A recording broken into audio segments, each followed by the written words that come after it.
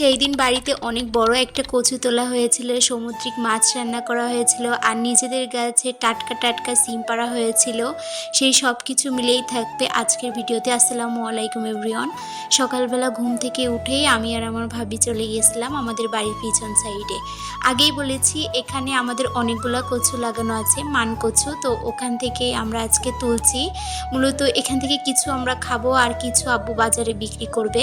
এখান থেকে ভাবি কিছু ডাল কেটে নিচ্ছিল, এগুলো আবারও পুঁতে রাখবে, তাহলে আবারও গাছ হবে। আর এভাবেই করে আমরা 2-3 বছর ধরে কচু লাগাচ্ছি। আর এরপরে সামুদ্রিক মাছ আনা হয়েছিল, এটা আমার আপু এনেছিল, ওইটাই রান্না করা হচ্ছে।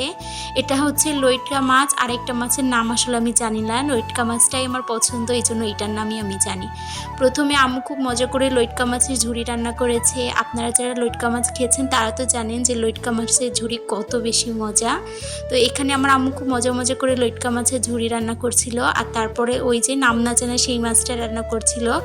আপনারা কেউ যদি এর নাম জানেন অবশ্যই কিন্তু জানাবেন, তবে এই মাছটাও খেতে অনেক মজা ছিল। এরপরে আম্মু এই মাছটা খুব সুন্দর করে রান্না করে ফেলেছে। ওইদিকে তার আগের দিন আমি বেশ মজা মজা করে তেঁতুলের ললিপপ বানিয়েছিলাম। দেখতে কেমন হয়েছে জানি না, কিন্তু খেতে অনেক বেশি মজা হয়েছে।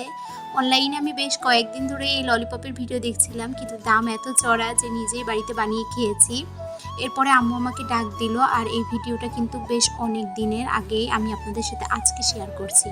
তো আম্মু আমাকে ডাক দিয়েছে ডালা নিয়ে, যে আমাদের গাছে যত সিম আছে প্রতি সিম সবগুলো আজকে ফেলে ফেলবে, আর যেগুলো থাকবে ওইগুলো রেখে দিবে, ওইগুলো দিয়ে সিমের বীজ বানাবে। কারণ সিমের ডাল খেতে আমাদের বাড়ির প্রত্যেকেই অনেক বেশি পছন্দ করে, আর যখন সিমের সিজন থাকে না ওই সময় যে এই সিমের বীজের এত দাম হয়।